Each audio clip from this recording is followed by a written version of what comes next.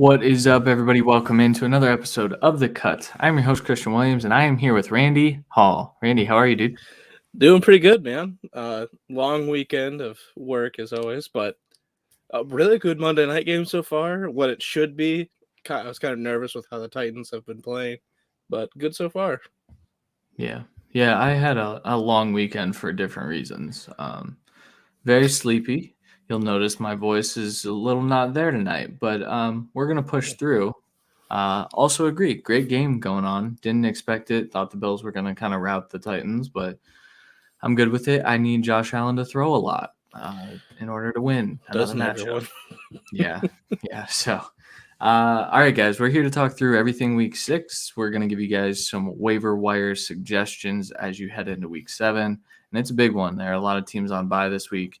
I put out a tweet about a certain team's running backs and what you should or shouldn't do. I don't want to spoil later in the show. I think we might argue on that one, but we'll see. But yeah, it's the waiver wire might be a little dry. We'll try to give you guys some names that you can look out for as you browse your waiver wire this week. So, but before that, we're going to talk through all the crap that happened, and the crap was injuries, lots of them. So we're starting off with a couple of the Browns.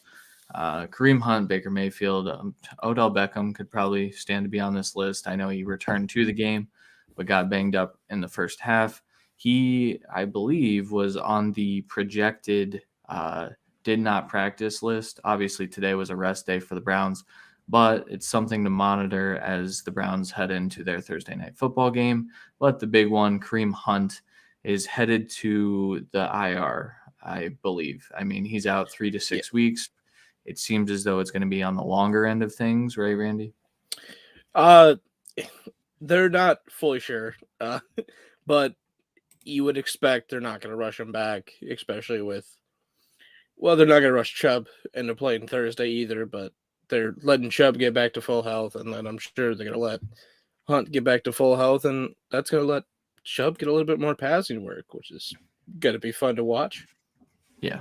I will say, if you're plugged into Twitter, you may have been concerned that it was an Achilles injury. It is not. It is a calf injury, but it sounds as though it is a partial tear of his calf. It's not just a strain because, I mean, he had trouble walking. So it's something to keep an eye on. It might be on the longer end, but we'll see. It's not good for the Browns' run game. And, the Browns' pass game is a little rough, too, because Baker Mayfield dislocated his shoulder, re-injured his torn rotator cuff on his non-throwing shoulder. Not good. I thought when I saw it, I said, oh, he's done. He's for sure done. He's not coming back. Comes sprinting out of the blue tent. You can say what you want about Baker, and there's a lot to say after the last couple of weeks. That dude's tough. He's going to be playing on Thursday night, but it's not really a matchup that we're looking to play him in. Yes, I know, Randy. Randy always gives me funny looks when my voice cracks. And I don't have to say shit ever. Yeah, I can just barely look at you, and you're like, you the fuck up. That was a bad crack too. But yeah, so Baker showed up to his press conference, arm in a sling. Randy, how do you feel about starting Baker against Denver on Thursday? I don't feel awful about it, but it's because I don't expect I expect the same thing for Baker every week. And the other good thing for starting him for Thursday is we don't know Chubb's status as of now. If Chubb's not playing, I do think Ernest Johnson and Felton can pick up at least a majority of the slack. They're clearly not the two studs, but them together can kind of maybe a mix mash, decent backfield. But they are going to have to throw more, have to hear about guys like Landry as well, have to hear about the tackles. But the injury, especially with how he came back and was still very accurate, even maybe more accurate than he was the rest of the game, I can't be dead to water. And it's not like Denver, they've looked good, but they've been picked apart by teams of late. And some of those teams aren't the most prolific offenses either. The Raiders obviously just dismantled them on Sunday with a lot of deep shots as well. So maybe that's good for Baker. Yeah. I think that's worth noting because I do think that the Denver run defense is good. I mean, it's top 10 in the league. Their rush DVOA heading into this week was 10th overall. Now, that probably stays pretty stagnant. I know the Raiders, like you said, it was mostly through the air, but worth noting that I think the Browns probably throw a little more if Chubb doesn't go. Hopefully, Chubb goes for all of your fantasy lineups. Yep. And Browns fans like us. All right. Next, Alex Collins, hip and glute injuries, looking as though he might be out this week. I made some jokes about I'd rather have DJ Dallas than the aforementioned Browns running backs this week, not realizing that Collins was probably going to miss this week. I don't. Do you know what the status of that is? No, and I didn't even realize. So like, he didn't play in the overtime. That was Right. that's how we knew he was hurt. But we also didn't actually know he was hurt until after the game, because obviously we don't get instant update on a running back being off the field, and maybe they just felt like DJ Dallas was better passing back, so no one really questioned it at the time. But afterwards, this is pretty much all we got. Like it's literally Pete Carroll was like, "Yeah, he hurt his hip and glute." That's all we've heard so far. It was a late game. I don't expect. It doesn't seem like the kind of injury that would just take someone out for the week, but it could be more severe than he leads on. We can't really trust coach speak out of Seattle ever, so we'll see how that goes. But I think it's more just it's not an every down back that became an every down back, and I think he got slightly worn tear. I just think even if he's playing, I think DJ Dallas gets a little bit more run this week, even though he did get a good amount. Yeah. And Homer was on the field quite a bit too, so just a couple of games to keep an eye on. I'm not sure we'll touch on that later. Kadarius Toney, unfortunately, I was wrong. He was getting fed targets even with Shepard out there, and then he got hurt, and it seems as though it might be serious. I thought it was just a re-injure of the ankle, but it seems as though it was a re-injure of the ankle, and now it's worse. So Kadarius Toney, breakout game, injury. What are you doing with the Giants wide receiver room, Randy? If it's not Sterling Shepard, I pretty much don't care. I think that's kind of where I'm at. Tony is my set of the week. Obviously, this doesn't count for that. Yeah. It's just one of those. It looked like we weren't going to get the return of any of the receivers. We ended up getting Sterling Shepard back, who just got peppered with targets again, because that's what it's going to be his life. I don't know how much Tony can really break out. I think he's going to have a couple decent games down the stretch because of a good amount of deep shots the last couple weeks, but it's just one of those things where I don't really want the receivers, but if I have to take one, it's going to be the PPR monster of Sterling Shepard. Yeah. Yeah, Daniel Jones had a QBR under 10 this week, so not ideal for fantasy performances. That doesn't really equate. Latavius Murray, my start of the week, opened up with a really great first drive, injured his ankle. The Ravens, though, they went with running back by committee to the fullest extent. I don't think a single running back got over 50% of the snaps. And so Tyson Williams didn't even see the field. I don't even know if he was active because I saw that I think Caleb Huntley got on the field. So good Lord. It's, yeah. Not ideal. So Latavius Murray, he probably can't start a Ravens running back that's only getting 40% of the work. Now he was the one that got a touchdown. Lev Bell got a touchdown, so they both had decent flex-worthy days. But with Latavius being banged up, are you interested in Lev at all? Not really, because Freeman was more of like the lead back. It seemed like it seemed like they trust him to be like an all-around back, whereas the other ones they trust to be just a pure kind of a power back. It looked like of sorts. So yeah, I don't think I'm touching Bell unless it's like the deepest league possible, just because I don't know. I mean, they're gonna keep doing running back by committee too. they're doing that to try and prevent injuries, and they still get another injury. It's kind of ridiculous. Yeah, that's fair. Paris Campbell, this one's sad for me. I think for him, for really anyone who's rooting for this kid to come back from 2 bad injuries. He missed a lot of time in his rookie year due to injury. He came back, looked explosive, looked like the leading target getter last year with Phillip Rivers, and then got knocked out in the second game of the year. Now he finally has what we could call a breakout game, his best performance. He had 4 catches last week. He had a 51-yard touchdown catch this week, and then he hurt his foot, and it sounds as though it could be season-ending.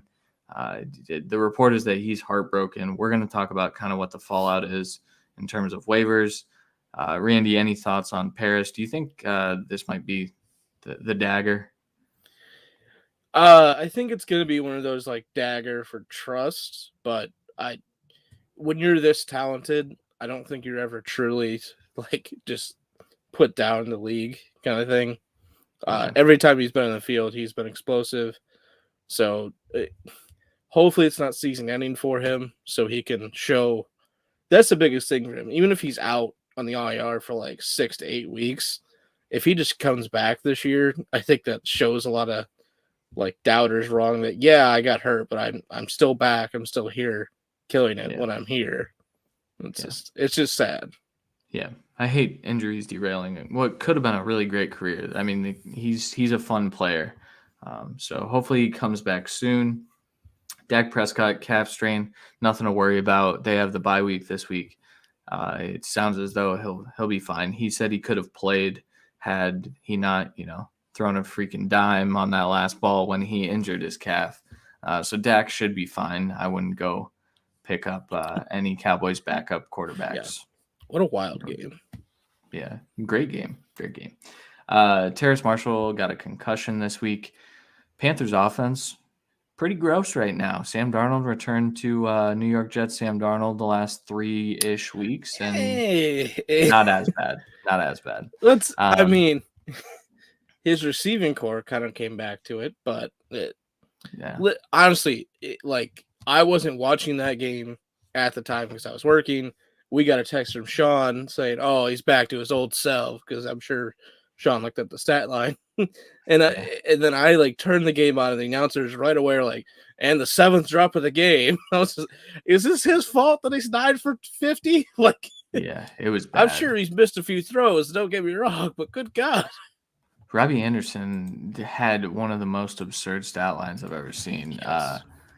His stat line this week, maybe it wasn't as bad as I thought. I thought he had a ton of. Yeah, it was as bad. He had 11 targets and he had 3 catches. That's disgusting. That's really gross. Touchdown. Don't forget the touchdown. Yeah. Shout out Jeff. He said that people would victory lap Robbie Anderson as soon as he had a breakout game, and his 10 points here. I saw someone bragging. So nope, don't do that. But also Terrace Marshall concussed. Hopefully he gets through the protocol because they need someone to catch passes. So yeah, the only thing I could say is if he is out, Robbie's been getting targeted insanely. Hopefully that just continues. And he remembers how hands work. That would be good. That would be good. All right. So we did talk about Paris Campbell, T.Y. Hilton. He left the game in the 4th quarter of his first game back from injury, quad injury. He looked pretty good in his time there, though. He's four catches on 4 targets, 80 yards. Kind of looked like T.Y. of old, which is good, but do we think that this injury is going to linger and make that irrelevant? Quad and hamstring injuries always linger, don't they? Especially for wide receivers and deep threats, and that's kind of what Hilton's supposed to be. I think Pittman is just taken over as the one on this team, clearly. So I think that's what's going to help Hilton if he gets back. It's just I think this is going to linger for a week or so, and no one's going to want him. Yeah, that's probably true. All right, enough of the Debbie Downer. Let's talk about some of the highlights. For now, yeah. Yeah, until we get back to the lowlights. Highlights of week 6. So it's not a highlight if you're a Browns fan, because the stark difference in the two teams right now is disappointing. But the Ravens just absolutely demolished the Chargers. What they were able to do to Justin Herbert, just to that offensive line, even was impressive. I just called. I think the AFC right now is a two-team race, and I think the Ravens belong in that discussion. They have an MVP caliber quarterback right now. They have one of the better defenses in the league. People came back at me and said, well, they gave up 25 to the Colts. Yeah, I mean, teams give up points sometimes, and 25 really isn't that many. And that was with their defense a little banged up. When this whole Ravens team has been hurt, and they're finally coming to. Rashad Bateman was a pleasant sight. Randy, what did you think of the Ravens-Chargers football game? They just stepped on the pedal early and just kept going. It did seem like the offense for the Chargers just couldn't get going in the first quarter. And then at that point, they were down by a lot, and they just continually just couldn't get into the game. Lamar looked very efficient. It just depends on what's going on. It looked like the Chargers could not cover Mark Andrews, and he was just open the entire time. So that's a good sign.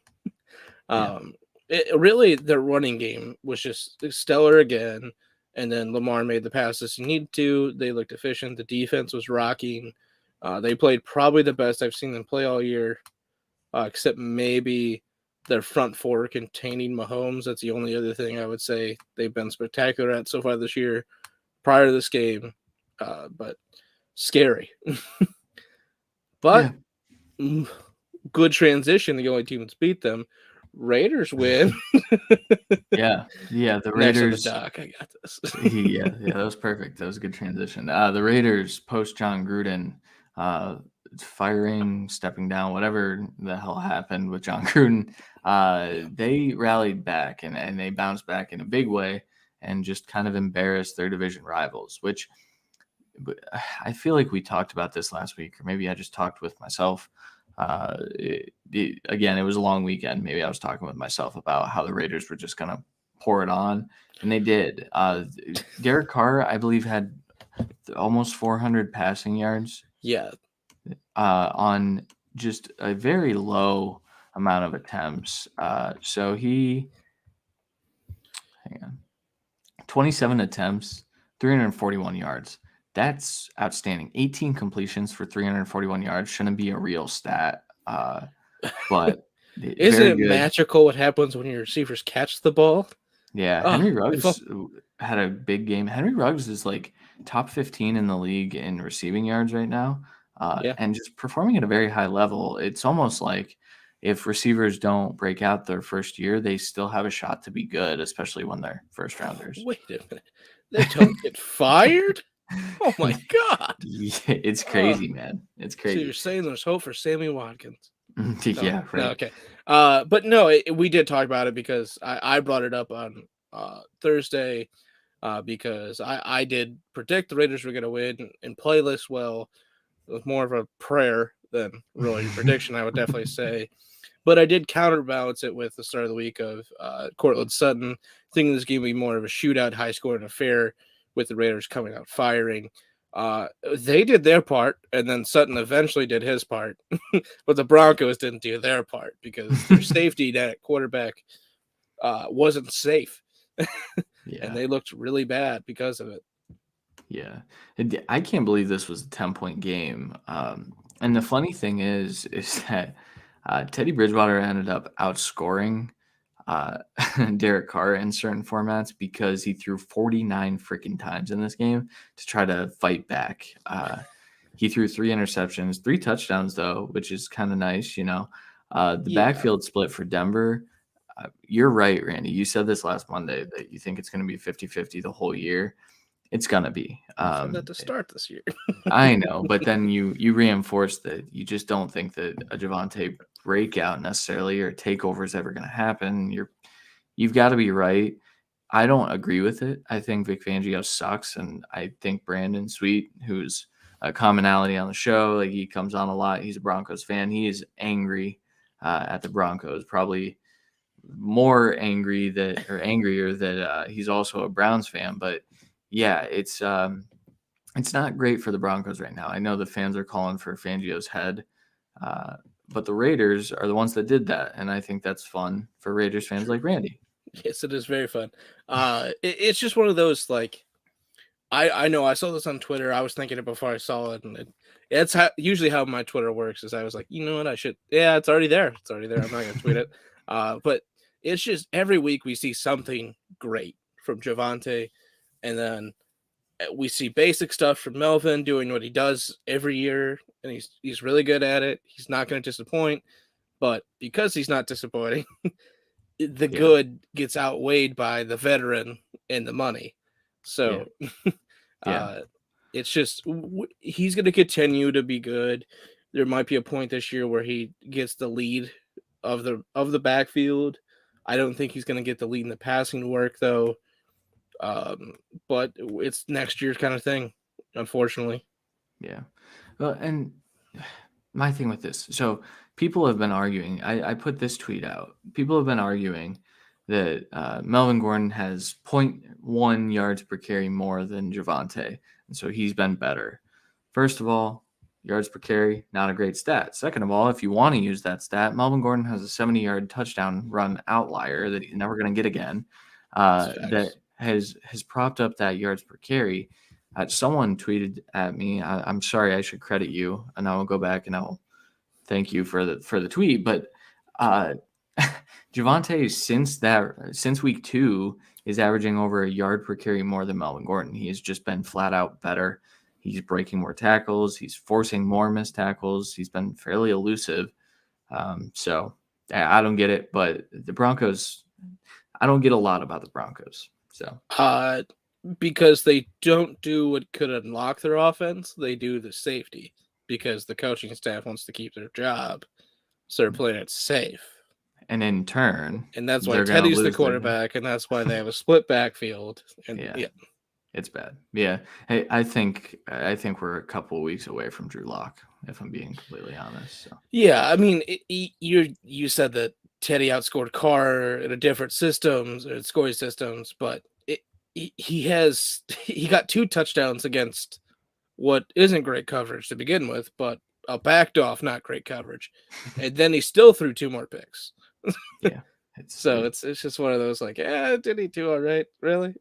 No, yeah. I mean, hey, fantasy. I mean, Jalen Hurts was bad against the Bucs, and he still had a good fantasy day, and that's fantasy performances. Yeah, I know, right? All right, next thing, Cardinals offense, Cardinals team in general. Well, very good. Now the Cardinals offense, even like. This is with an asterisk because the Browns defense was so bad that it made the Cardinals look like they had an elite offense to a point. Now, I think that the Cardinals can beat you in so many different ways now, which was not true last year. But I think that's important. I think that Kyler is playing at a crazy level right now too. And it's going to be tough to beat this team. I mean, I kept calling them frauds. I still am not fully buying into this, kind of like I didn't buy into the Steelers last year. But they have something more sustainable here. Randy. Youth. Right. Yeah. A quarterback, you know. Yeah. What did you think? I mean, outside of the blown coverages. Well, and there wasn't, honestly, it's not like last week with the Browns where there was literally 2 enormously key blown coverages. This one, there was a couple, like, not the best coverages, but there was a lot of just weird over tic-tacky calls that helped a lot of drives. And it really one-sided, and that does sound homerish, but I did look back at it today. I actually went through the all 22 of it today to look back to see, because I was questioning Odell coverages versus Hopkins coverages, and there was just multiple times where it was the same kind of coverage, and one way it's a penalty, the other way it's not. It was really disheartening. There was 2 drives that I feel were gifted scores because of penalties. Now, the Browns should have lost that game regardless. They had injuries that didn't play well. Baker, 2 fumbles, 1 pick. The pick was the worst thing of them all. That's bad. A drop on 4th and 4 in the red zone. Also, everything was bad for the Browns. They deserved to lose. The Cardinals deserved to win. the 2 scores, they probably end up still winning by 2 scores. I'm not worried about any of that. That's just not my problem. I'm just saying the offense was very good, except those 2 drives. I just want to discount them and just don't look at them. Besides that, they were slowed down a couple times, but the rest of it, they were just ultra efficient. 2 running backs that were working well in tandem. Kyler working well running the ball and throwing the ball. 4 receivers doing their best, always open, it felt like. And then you add in Zach Ertz next week. Yeah. And it's becoming a scary thing. And there's a reason we don't have any Cardinals receivers on the waiver wire wish list this week. 1, because they've been on there before. And 2, someone's losing touches to Ertz. Yeah, I will say, Max Williams was able to sustain, but in those weeks, that's when Rondale had down games. So, or even Christian Kirk, that stuff happened. So, just keep that in mind. Playing a Cardinals receiver is kind of like playing a lottery. I think AJ Green's probably safe. Kyler loves throwing the deep ball to AJ Green somehow, but even then, I'm not sure who is safe in this offense. We're gonna need to see it play out, I think. But the only one safe is Hopkins because he could win no matter what. Yeah, shout out that train. I love that train. The timing, impeccable. All right, next thing, the Jaguars got their first win. Shout out Urban Meyer, who he definitely thought they were going to lose. He was already hanging his head before the kick to win the game. And then I think to everyone's surprise, this guy that was literally, he was like an emergency kicker that flew with them. Lambeau didn't go. He got Michael Wright, I think is his name. Yeah. Debatably the best player on the field. Trevor Lawrence was the best player on the field. Yes. James Robinson, maybe. Yeah, that's true. In that game.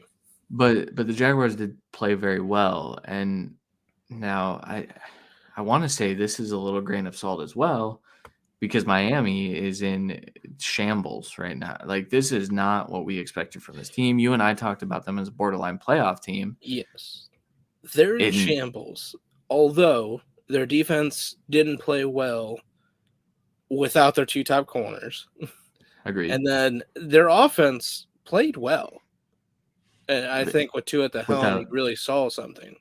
Without 3 of their top receivers, their 3 top receivers, but Preston Williams was out, Devontae Parker was out, Will Fuller was out. You can argue top 4. Yeah. Yeah, you can argue that those are the Matt Collins was important in the game. That should say all it is. But true. It's just one of those, they played well. I think they shouldn't hang their hat on a kicker making an, ironically in London, Bennett Beckham field goal to keep them in the game, and then a game-winning field goal from his career longest. Yeah. I just think it's hilarious that the Jaguars had to go to London to win a game when that's because of England. That's the only reason their owner owns them, really. It's a soccer club that gave them all the money. Yeah. Well, I think they might be moving to London permanently. That's the only place they can win. And they have a pretty good record over there, too. I mean, they always play play well. It's home field advantage. It's bullshit. I know. Really quickly, shout out Tottenham for the stadium. Beautiful. Absolutely beautiful. Bucket list to go watch Tottenham play on that field. So, or on that pitch. My bad. It's been a while. All right. Last highlight would be the Rams, the Bengals, and the Colts. They all took care of business, and that was something that I actually questioned this week. I think the Chiefs should be on here too. They didn't do it in a great way. The Chiefs in the 4th quarter could be on here. Yeah. But Bengals were the most impressive of these teams to me. The Lions, I thought, were going to be scrappy. I mean, they've been scrappy in every game, and the Bengals came in and they laid it on them. Burrow looked good. Mixon did everything that we know Mixon can do, and that was refreshing. Mixon, I think, is going to finish as a top 5 back. Derrick Henry might push him out. You mean the one? Yes. But Mixon, everyone said if Mixon doesn't go off this week, he's never going to go off. Well, he did. So now he will. He's good. No, it's just on here because look at the Patriots last week with the Texans. It's a game you should win. The other team played hard. You played inferior. you played to their level. And you still won, but you almost lost. These teams just said, nope, we're better. And just stepped on their throats. Yeah. Okay, let's go to some lowlights. And I'm adding one on the fly. I'm literally typing it as I'm speaking. The Chiefs receivers, I want to say, probably belong on here the most. Chiefs receivers have caused so many interceptions for Patrick Mahomes. It's unbelievable. I'm almost positive. Now, I won't say like his second one yesterday was trash. I did see, because of this, it is a hot topic because it's the best quarterback in the game right now, and he has to have excuses. That's true. And that happens for all of them. I'm not being particular. Brady's had all of his excuses. Don't get me wrong. Rodgers does until the playoffs. Shout out Frank. That's never going away. But I did see a breakdown of his picks, and I believe he has. Is it 12? I believe it might be 11 picks. And it was like the breakdown was realistic, and it was like 2.5 weren't his fault. And 2 of those were Tyreek Hill major drops. But a lot of it's him trying to do too much. So he has 8 picks right now, which it feels like more. So, no, it was 6.5 to do it. Yeah. Yeah, but so I will say, I think you can say that some of the ones that do go off receivers' hands, you can blame the receiver, but it's kind of like a Baker Mayfield thing where we've talked about how Baker just does not put touch on a ball at all, and it goes off the receiver's hands because he thinks he can throw really hard. Well, Mahomes does the same thing, and he's been doing it inside 5 yards, and it's tough to catch those passes when he's got a gun. Mahomes has looked pretty pedestrian. Teams have kind of figured out what Mahomes does well and how to kind of stop that. I tweeted out tonight, the key to stopping every single quarterback in the league, generate pressure with 4 guys. If you can generate pressure with your front 4 and you don't have to blitz and you can drop 7, you're going to have a good shot at disrupting what an offense wants to do. It doesn't always work. Mahomes picked apart the Browns defense when they did that, but that was because of the secondary. They were able to generate pressure, and he's elite still. But I think it's notable that the Chiefs have not looked like the Chiefs. I don't think they're in the top 2 teams in the AFC right now. They've beaten the Browns, and in that game, I would say Kelsey and Mahomes were good, but Hill dominated. Another one of their wins, Hill dominated. And then another one, Clyde Edwards-Helaire, and I would say the rest of the running game dominated. Yep. And it's just not like Mahomes is completely taking over, because he just can't win by himself. There's no argument there, but he's stacked with talent. I agree the wide receiving core isn't what it should be. They just built up guys that could replace Hill if he was out, which makes no sense. Yeah. Well, but they looked good. They should have won. Yeah, they did win. Yeah. But they pretty much look good in the fourth quarter, and that's the biggest thing. Yeah, I actually had picked the football team to win this game because I thought it was going to be one of those trap games where everyone thinks the Chiefs have a bounce back, and they didn't look like they were gonna. They did figure it out. I wonder if that fourth quarter is the tide turning them. So we'll see. Bears fans on here for what they did to Aaron Rodgers. Aaron Rodgers and what Aaron Rodgers did to them. Aaron Rodgers, elite freaking. I mean, getting a hot mic of that was the greatest thing to happen this weekend, I think. I'm not going to repeat what he said. It's probably, I mean, we're not like a safe for work podcast, but it was pretty nice. He said he still owns them. What do you mean? He does. But that's all he said. That's it. Yeah. Now, I will say he was saying that to the fans. He was not disrespecting the players, and he did go up to Justin Fields after, and they had a nice little conversation. So that was good. Justin Fields, I have to talk about him. He played better than his stats indicate. As always, Allen Robinson's basically given up on the team. He's just stopped a ton of routes. One of Fields' pick was on what should have been blown dead of a free play offside or a false start, one or the other. So Fields played well. I know a lot of people are panicking, but don't. Your fans suck, though, Chicago. I'm sorry. Jerks. It's just how They have a bad rep, too. It's the same with Philly fans. There's a bunch of teams like that. They're just they have bad reps as fans. It's all fans. Let's be honest. Yeah. We talked about this already. Carolina Panthers wide receivers should be a low light. They dropped everything. Robbie Anderson, the main culprit there.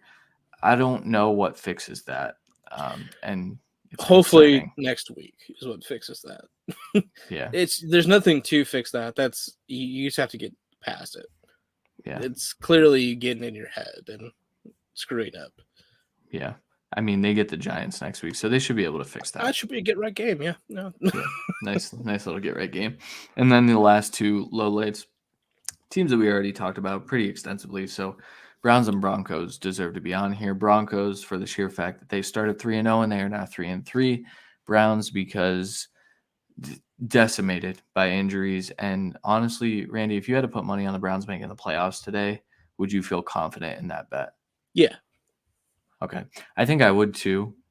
I think my confidence will dwindle if the Broncos are the ones to have the get-right game this Thursday, because these two teams play each other. My thing with the Browns, we've seen them play well this year already, and they're nowhere near their best this season yet. That's true. Yes, I think health. The scary thing with the Browns, health. They need to get healthy. They haven't been healthy at all. Yeah. If you actually look through this, I mean, your top receiver, as the team goes, has been out for most of the year. Yeah. And your other top receiver was out when that guy was around, so they haven't played together. Yep. Your line's been hurt the entire year, and now both running backs are banged up, and Baker's banged up, and the defense has been banged up and not be able to play together yet. So it's losing Owusu-Koramoah is going to kill them. But maybe John Johnson actually is able to play in the box now. We'll see. But Joe Woods sucks. Fire him. All right. Let's talk through some waiver wire wish list, as we always do on this episode. Now, remember, guys, not all of these players are going to be available in your leagues, but we're giving you an idea of who to look for when you browse your waivers. And we're going to start so we can stop talking about the damn Browns. Let's just get it over with. Browns running backs. Randy, so Dearness Johnson and Demetric Felton have been a topic of discussion. Someone brought up John Kelly. Don't pick up John Kelly. Please don't. However, Dearness Johnson was a popular waiver ad last year after he broke out during a Nick Chubb injury game against the Cowboys. He had almost 100 yards. Showed that he was capable of running in the scheme. Demetric Felton hasn't taken a ton of snaps at running back, but people think that he might get used in the backfield a little bit more. What are you doing with these guys? How would you prioritize just between these two? That's a tough call because we don't have we have the update on Hunt. We know he's not playing. We actually don't know for sure. Yeah, he's on IR. Yeah, they're putting him on IR. Yeah. But without the update on Chubb, you have to kind of lead towards Felton, because if Chubb is progressing to play, Dearness Johnson will split some carries because they're going to want to keep Chubb relatively fresh. But Felton is the one that's going to split carries as well as be the pass catching predominant back of the three, because that's his best skill set. Of those three, he's the best pass catcher. There's no question, in my opinion. And we're both people that think Chubb is a better pass catcher than they give him credit for. But if Chubb is out, Dearness Johnson's definitely the guy, because he has shown the ability to run really well in the scheme, especially if the line's healthy, but which we don't know either. But that's why it's like, if you think Chubb's playing, I think it's a good idea to pick up Felton for a week rental, possibly longer. I would like to see it. I would like to see how much they give Chubb in the passing game. If you feel like they're going to let Chubb sit and the Browns are going to take this as kind of a bye week of sorts with all their injuries, Dearness Johnson is definitely a 1 week rental, but will be a really good one. So it's really what you're looking for. If you absolutely need to start this week on a Thursday, it's a tough one because you're only going to have him for one day and then have to figure out if you want to start him or not. So I think Felton's the guy I go for, but depending on the situation, Johnson's the better play. Yeah. I disagree. I disagree that now fair. So I put out there, if Nick Chubb is not able to go in this game, I don't think you're able to start a Browns running back. And everyone said, but the Browns, they're the best running team in the NFL. That is true. They are the best running team in the NFL because they have guys like Nick Chubb and Kareem Hunt. And I know that Dearness Johnson was able to step into a scheme in the middle of a game last year when there was no film on it. He just was inserted into the Chubb role with a couple of days to kind of game plan. I think the Browns are going to throw the ball. And everyone said they pushed back and they said, but Baker's hurt. I said, yeah, Baker was hurt in this game. And the Browns only handed the ball off 18 times. And then people pushed back. It was part of the game script, right? They were down 14 in the second quarter. Yes. However, the Browns went pass heavy early. So they didn't want to give Kareem the full load, but then refused to give anyone else carries.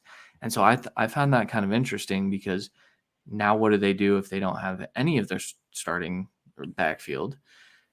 Do they trust Dearness to get the ball 12 to 15 times? I don't think they do. I really don't.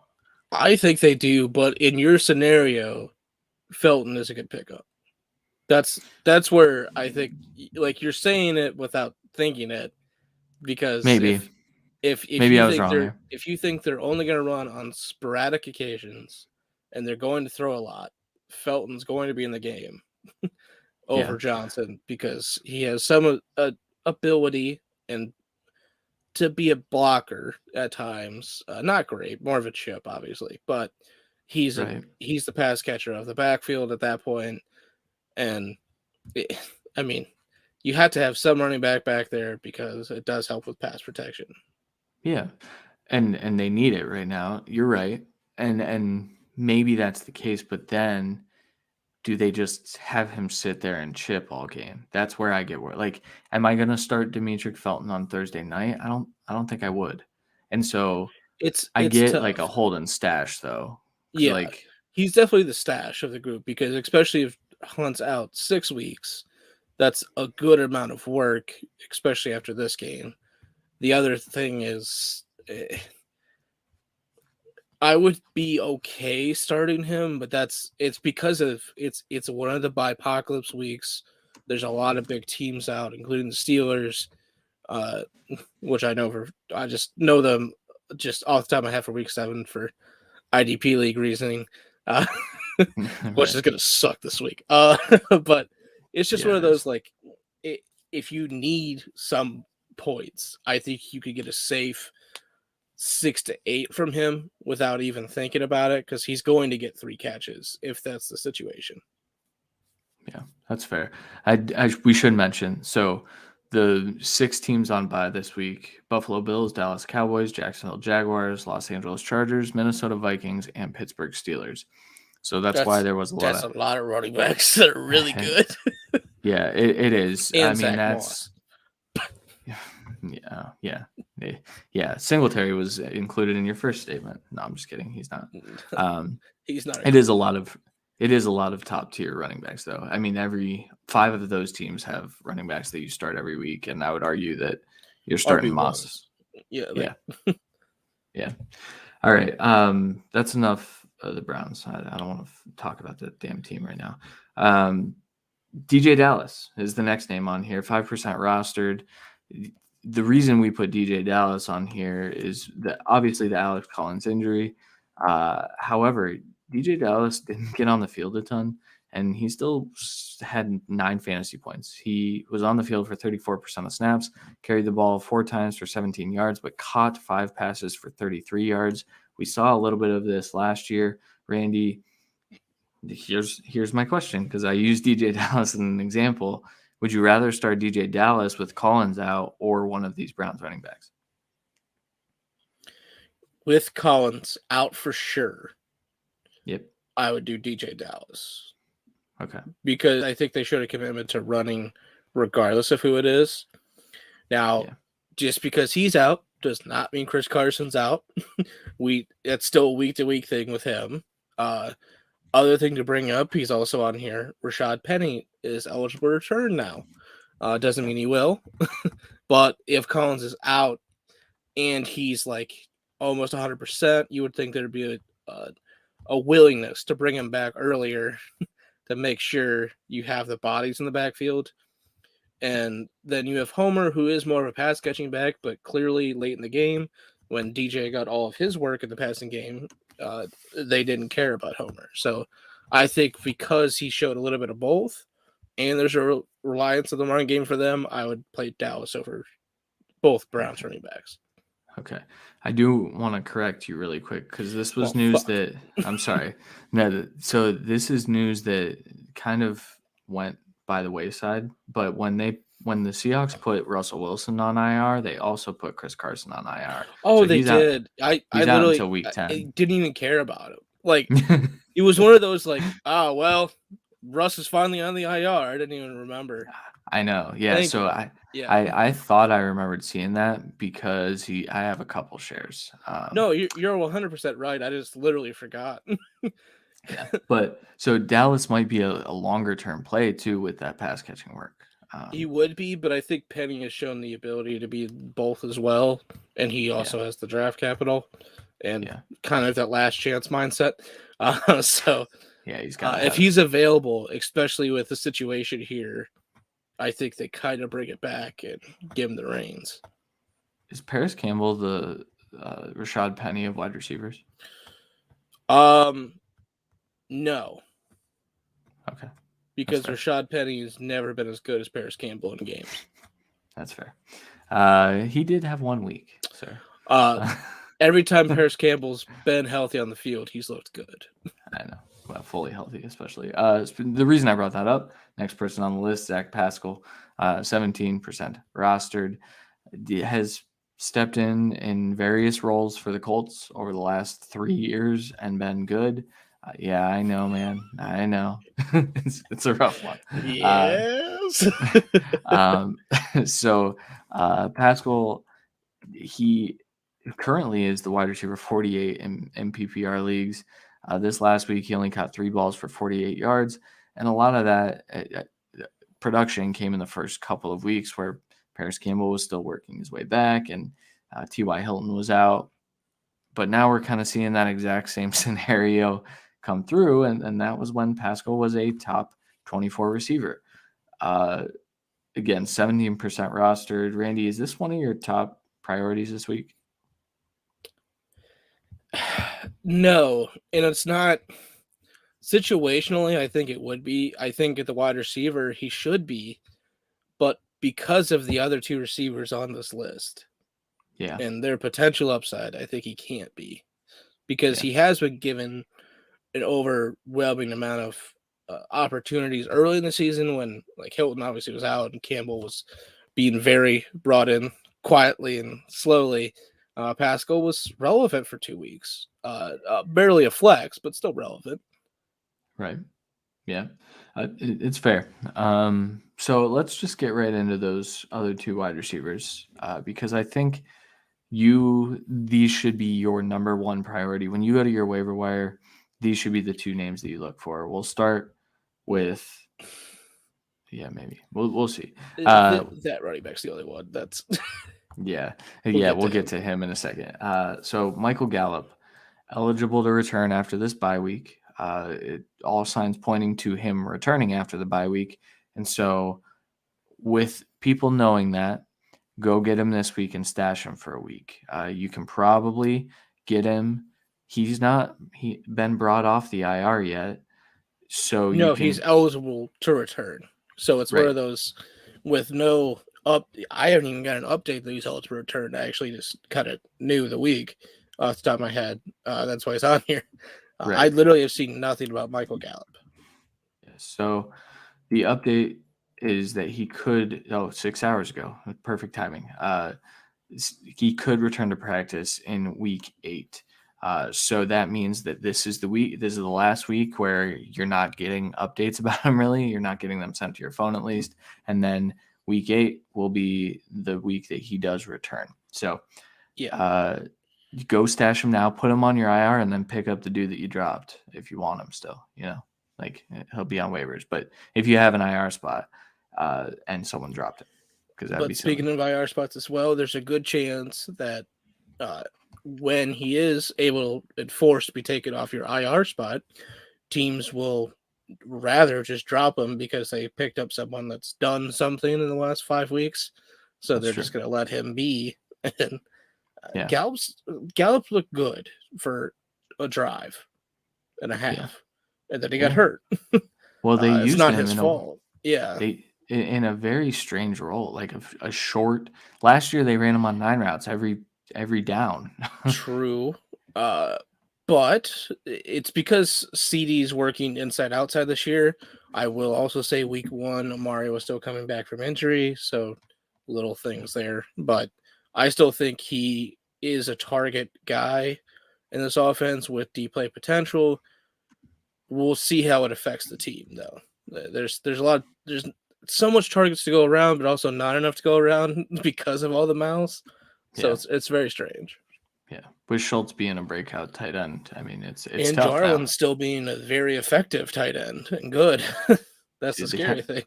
The Cowboys should be in the top tier in the NFC, but that's probably a conversation for another day because I think they're that good. Okay, next name, Rashad Bateman, a guy that you probably should have stashed, but when we looked up the rostership, he's only 44% rostered in your standard, 12 team. Yeah, it's 12 team sleeper league. So 44% rostered. He played on 65% of snaps in a blowout win. He did only accumulate 6.9 fantasy points, 4 catches for 29 yards, but he did see 6 targets, which was tied for the team lead with Mark Andrews. What this says to me is that with Sammy Watkins out, which Sammy Watkins is out a lot, we've known that for years, Bateman immediately stepped into the wide receiver 1 role for that team. He had one more target than Hollywood Brown. Lamar's been good throwing the ball. Everyone said that Bateman was almost the reason or he did cost Lamar an interception. It was a rookie in his first NFL game. Like that stuff happens. The good thing for him though is it looked like they schemed up touches for his first game. Like not saying that's how this will go, but it looked like in the first game they wanted something to be shown between him and Lamar. They wanted to see the look at least. Yeah. And I think they saw enough to keep him involved in the offense. There's going to be weeks that Andrews isn't this dominant. There's going to be weeks that Hollywood has 3 deep touchdowns. It's just going to happen. It's the type of receiver he is. But Bateman is the all-around receiver. So if there's a safety blanket, it's going to be between him and Andrews. I think for the first year, that's going to be Andrews. But Bateman is very, very good. He's an alpha. We haven't gotten to see his breakout because of the injury. There's a reason me and you loved him. Yeah, for sure. So would you prioritize him over Gallup this week? Yes. Because he played. And I think you could wait on Gallup. I just wanted him in this list because if he is on your waiver wire, no one's spending the priority on him. It's true. So you can get him for free, basically, in stash. Yeah, for sure. All right, let's go back to that running back that you were talking about. That is, I guess, your top priority. I think he has to be this week, and that's because even if the worst case scenario for the football team isn't true, and Gibson's fine. He was kind of in and out all game and then out, and definitely kind of the rest of the game. But J.D. McKissic has been a dominant back with and without Antonio Gibson. So he's 52% owned, But if he's out there this week with the obscurity of the injury to Gibson, especially because there was a lot of talk like he'll be fine. It's a shin thing, but he's good. And then he looked decent during the game, but like he literally came in and out. And when he every time he went out, you're like, oh crap, this might be really bad. And then he came right back, and it's like, oh god, what the hell? But McKissick is constant. He is good running the ball, but he is very, very good out of the backfield. Now, I will say, when Fitzpatrick is back, which is sooner than we expect, he did not show. He hasn't shown in a long time the willingness to dump it out of the backfield, except for really like 2 games for Gaskin last year. But that's the only worry. I hope Gibson's not out for a long time. I don't think he is. I don't think he's going to IR or anything. I think he probably sits out this week just to get healed up. And if that's the case, I think McKissick is a must start. Yeah. McKissick totaled over 100 total yards. He carried the ball 8 times for 45, caught 8 passes for 65 on 10 targets. We know that target number does go down when Fitz comes back, and he is eligible to return this week. I don't think it does in theory. That's the thing. Like, we've seen it not be the thing, but we've on this team seen it be the thing. But that also, it was all running backs didn't get touched in the passing game, basically. The other thing, McKissick, I believe, has outscored Gibson this season so far. Now, the injury there, so a little grain of salt. But and also a lot of passing yards for McKissick, really tipping the scale for PPR. I know it's close. I just believe that. I think I saw that today. But that's the other thing. Like, I think he can get you Eckler light. If he's the starting running back and basically the only running back, I think he can get you 40 yards on the ground plus another 50 to 80 through the air. Yeah. It's actually a crime that he's only rostered in 52% of leagues. That's absurd. In our leagues, even with our teams, he's the guy we have, but he's the guy depending on the week and depending on what we need on the waiver wire free agency. He's the first guy in the chopping block, unfortunately. Yeah. I think you should keep him this week. All right, another football teamer, Ricky Seals-Jones. So we've seen an increased snap count the last 3 weeks, right? So Logan Thomas went out in week 3, I believe, or yes, he went out one of the it was the one of the first snaps in week 4. So Ricky Seals-Jones, 93% of snaps week 4, 99% of snaps in week 5, and then 100% of snaps against Kansas City this past week.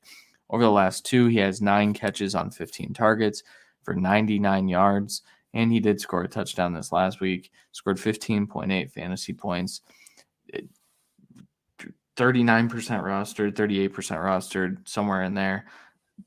Go get him and start him if Logan Thomas is not playing. And I don't believe Logan Thomas will be playing this week. So start Ricky Seals-Jones.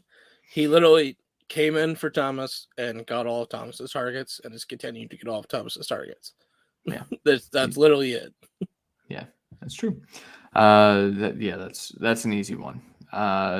Next few running backs that I'm just going to quickly, yay or nay, would you be okay rostering them? Devontae Freeman, 3% rostered. Yes. Depending on what I hear tomorrow about Latavius Murray. Okay. Yeah, make sure you do your research there.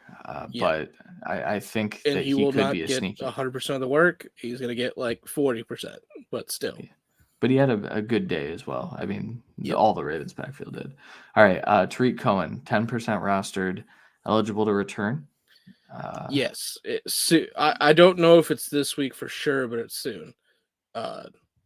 It's one of those, like, he should come back this week, and he should be very, very good for this team.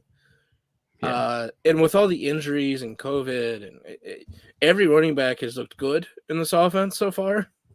or Yeah. at least because of touches and because of the threat of Fields has looked good. And I think Cohen is a better overall running back than Damian Williams and Khalil Herbert. Yeah. So I will say, I think you can wait a week on Tariq. I think he's eligible to return next week. So kind of like a Gallup situation, but exactly. good. Yeah. A name to start keeping an eye on. And then lastly, Marlon Mack, 23% rostered. Pure stash. We are at the 15 days right now away from the deadline for trades. He is the number one guy on the trade block for running back. Yeah. And they tried to showcase him against Baltimore, and they've been showcasing him for 2 or 3 weeks now, and he's looked good. He's looked, yeah. His yards per carry number isn't great, but I will say the Colts offensive line has been bad, which is strange to say, but they have been. So, okay, that's pure stash there. That's our list. So if we didn't hit on someone and you want our opinion, make sure you just hit us at our @, at C Williams NFL or at our Hall NFL. You can also hit us up at the Cut FFB. That'll do it for this show. Now, guys, remember, we have a ton of shows this week. So Wednesday night, the Coach Approach. Thursday night, we have the College Football Cut, and you guys get an episode of ours, our starts and sits, on the podcast feed. And then Friday nights, we have DFS Deep Dive. They did switch that this week. They are back to Friday this upcoming week. Rankings will be updated probably Wednesday, Thursday-ish morning. We'll talk about it. Yep. Weekly picks article out again. I had a very good week. I did not. I had a rough week. I believe I got the Browns wrong. I got the Bills wrong tonight. I think maybe one more. That's it. Like I had the Chargers game wrong. That's it. I believe I had a very good week. You got the Chargers game right and still had a bad week. Another update. I came back with Josh Allen. Josh Allen this evening scored 29.72 fantasy points in the league. I needed 27 from him. So I am happy. Yeah. So, all right. Randy, anything else to add before we bounce? Nope. All right. Well, that will do it for us. We will talk to you guys later this week. For Randy Hall, I'm Christian Williams. We'll talk to you then. Later.